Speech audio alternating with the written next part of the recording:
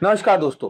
Market का एक और साइडवेज दिन मार्केट में अभी आज है, पता है पिछले 3 दिन पहले मार्केट ने एक ब्रेकआउट दिया हमारा 24,500 वाले लेवल को, और उस लेवल में 24,500 से 25,200 25,400 वाले लेवल के लिए ये 500 से 700 पॉइंट की रेंज के लिए मार्केट तैयार है। लेकिन निफ्टी इस समय कंसोलिडेशन फेज में है, वेट एंड वॉच भी हो सकता है। देखो एक चीज सिंपल है, इस समय मार्केट में ना हम देखें तो एफआईज की बहुत दिनों से सही खरीदारी आ रही है, लेकिन फिर भी मार्केट नहीं चल रहा है। तो ये हो सकता है कि एक तरीके से ट्रैप भी हो, है ना। लेकिन देखते हैं चार्ट पे, समझते हैं क्या हो सकता है। हम सिंपली यहाँ पे आ रहे हैं निफ्टी में। हमें पता है निफ्टी में हमने कब से कह रहे हैं 24,200 से नीचे कुछ नहीं होगा। अच्छा, हम एक बार है ना सेक्टर वाइज समझने की कोशिश करते हैं कि सेक्टर वाइज क्या चल रहा है। अगर आज हम सेक्टर वाइज देखते हैं तो निफ्टी ऑटो पे हमने बात कही थी 2-3 दिन पहले भी, हमने डिस्कशन हुआ था कि ऑटो ब्रेकआउट दे रहा है। तो देखो आपको ऑटो में अच्छा मौका मिला। आईटी रेजिस्टेंस के पास है, अभी भी वही है, निकला नहीं है। इस रेजिस्टेंस से निकलेगा तो हम आपको बताएंगे, उस पर डिस्कशन करेंगे। पीएसयू बैंक इस रेजिस्टेंस पे मल्टीपल रेजिस्टेंस के पास में है, इसमें भी ये निकलेगा तो हम देखेंगे। इसमें कुछ खास नहीं है। मेटल में हमारे पहले डिस्कशन हुआ था कि मेटल भी अच्छा लग रहा है,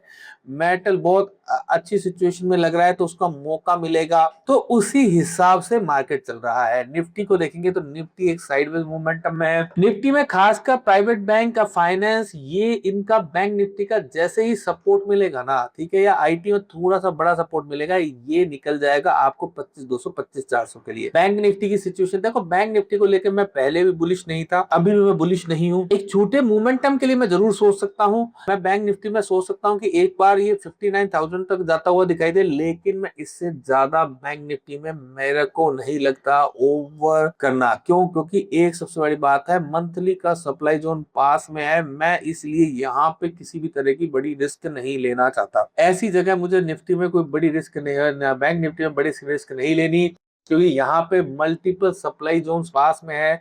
लगातार हर दूसरा एक सप्लाई जोन होगा, तो इसी वजह से मुझे यहाँ पर रिस्क नहीं लेनी। एक ये भी लगातार, अगर आप सिंपल समझ रहे हैं, ठीक है, ये सारे सप्लाईज मेरे को यहाँ पे दिखाई दे रहे हैं। मैं सारे एक बार ड्रॉइंग हटा देता हूँ। सिंपल आप देखो, इसको समझ में आएगा तो आप समझोगे। ये वाला जो सप्लाई जोन है, ये गैप के साथ ये वाला जो सप्लाई जोन है, ये सप्लाई जोन है, ये सारे के सारे सप्लाई जोन आपको दिखाई दे रहे हैं। सिंपल दूसरा, अगर मैं एक बात करूं, आरएसआई 60 के ऊपर सस्टेन नहीं कर पा रही है, धीरे धीरे धीरे नीचे आ रही है। यहाँ पे लगातार बियर वाला माहौल बन रहा है, ठीक है।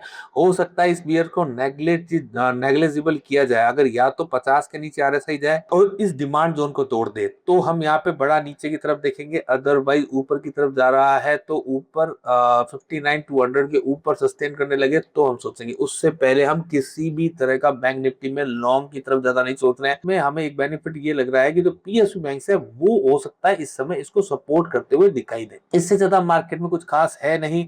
हाँ, एक चीज और है कि अगर हम कमोडिटीज में जाए तो क्रूड में ब्रेंट लगातार कल बढ़ रहा था, आज वापस ऊपर से एक गिरावट दिखाई दे रही है। यानी कुल मिला के all things are in control, ठीक है, कोई प्रॉब्लम नहीं है, कोई दिक्कत नहीं है। मंडे के लिए मार्केट अभी तक सब बढ़िया बना हुआ है। बाकी आपको लगता है कुछ और डिस्कशन करने के लिए, तो संडे को हमारा वेबिनार है, उसमें हम बात करेंगे सेक्टर्स के भी, और कैसे ये डिमांड सप्लाई काम करता है, इसके बारे में पूरी बात करेंगे। और इससे ज्यादा आपको उसके में कोई सवाल है किसी स्टॉक को लेके, किसी सेक्टर को लेके, आप उसमें हमसे पूछ सकते हैं।